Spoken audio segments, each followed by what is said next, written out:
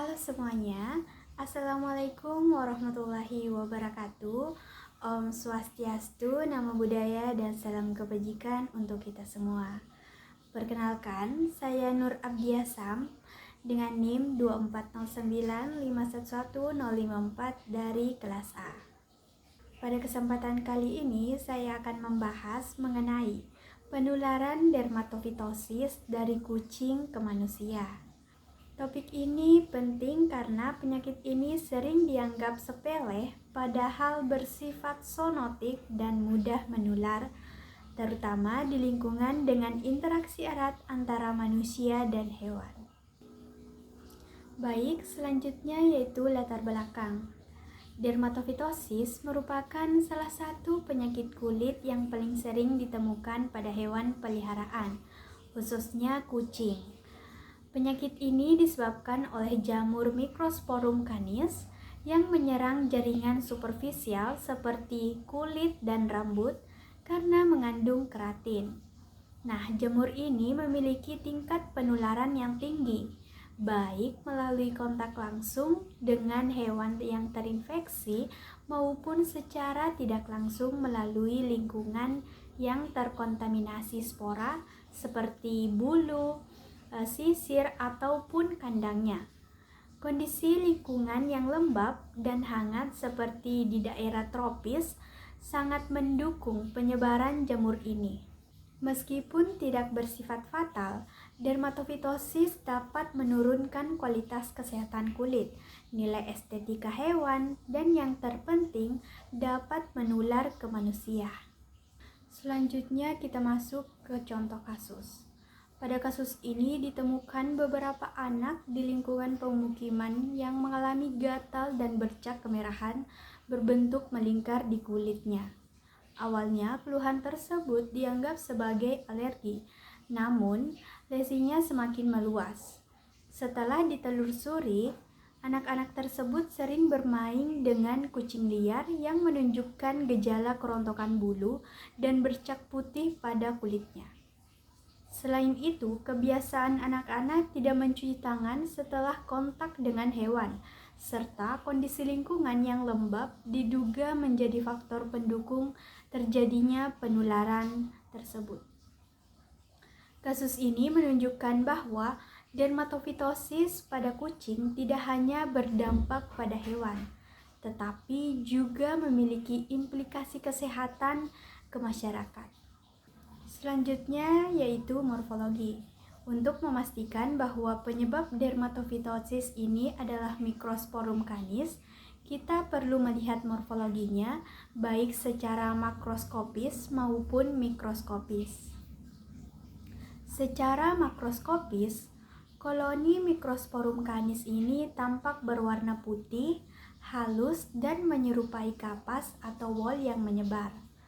Permukaan koloni biasanya memiliki alur radial, sedangkan bagian bawah media dapat berwarna putih hingga kekuningan seperti gambar di samping. Sementara itu, secara mikroskopis, jamur ini memiliki hifa bersepta serta makrokonidia yang khas, berbentuk seperti gelendong dengan dinding tebal dan permukaan yang kasar. Ciri inilah yang akan membantu membedakan Microsporum canis dari dermatofita lainnya.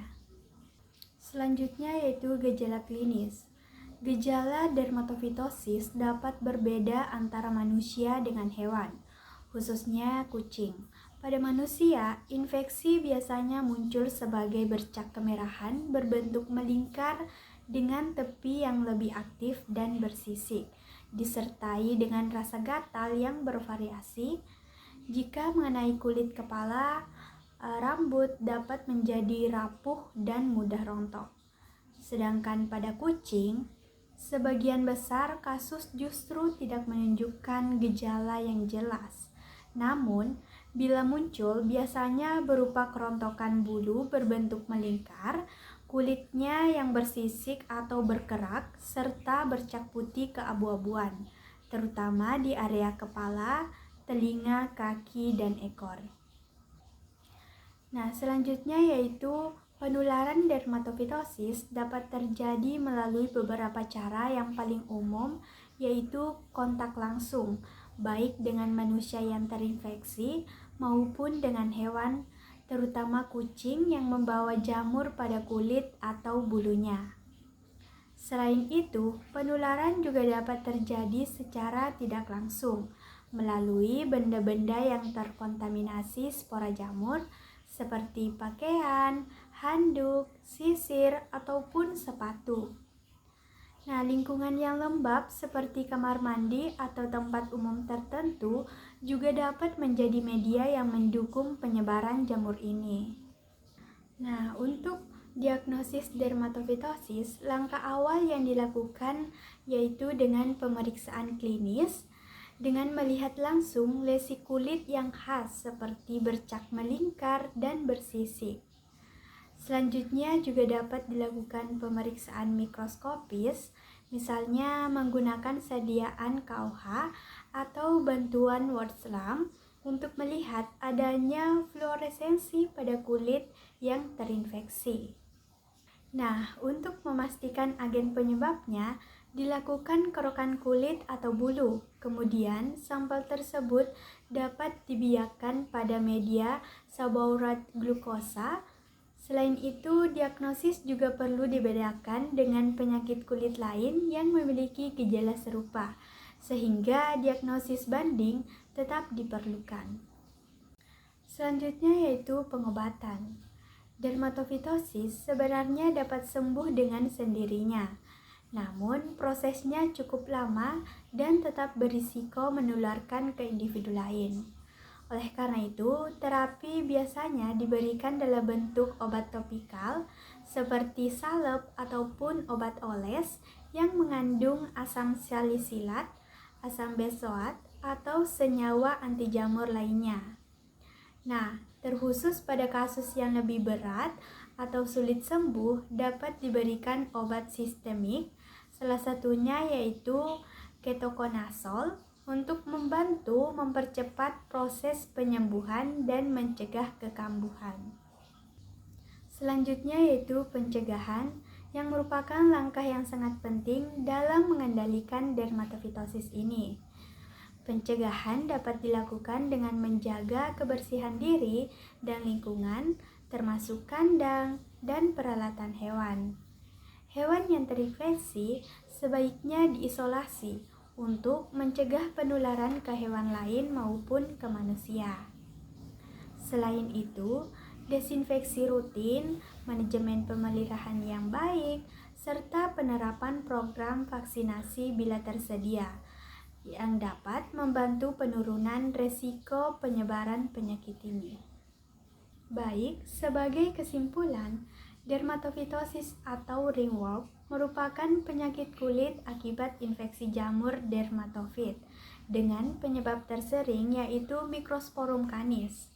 Penyakit ini menyerang jaringan yang mengandung keratin seperti kulit, bulu, dan kuku, dan yang paling sering ditemukan yaitu pada kucing.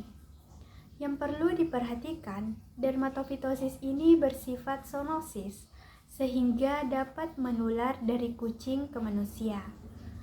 Penularan ini dapat terjadi baik melalui kontak langsung dengan hewan yang terinfeksi maupun melalui lingkungan yang terkontaminasi spora jamur.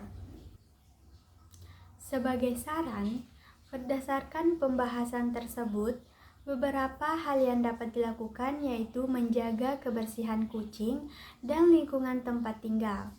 Kucing yang terinfeksi sebaiknya segera diisolasi dan diberikan pengobatan yang tepat dan sedini mungkin. Selain itu, desinfeksi kandang dan peralatan perlu dilakukan secara rutin, serta penting juga untuk meningkatkan edukasi pemilik kucing mengenai risiko penularan dermatofitosis agar kejadian serupa dapat dicegah. Baik, demikian pemaparan mengenai penularan dermatofitosis dari kucing ke manusia. Mohon maaf apabila ada kesalahan kata. Saya tutup dengan Assalamualaikum warahmatullahi wabarakatuh.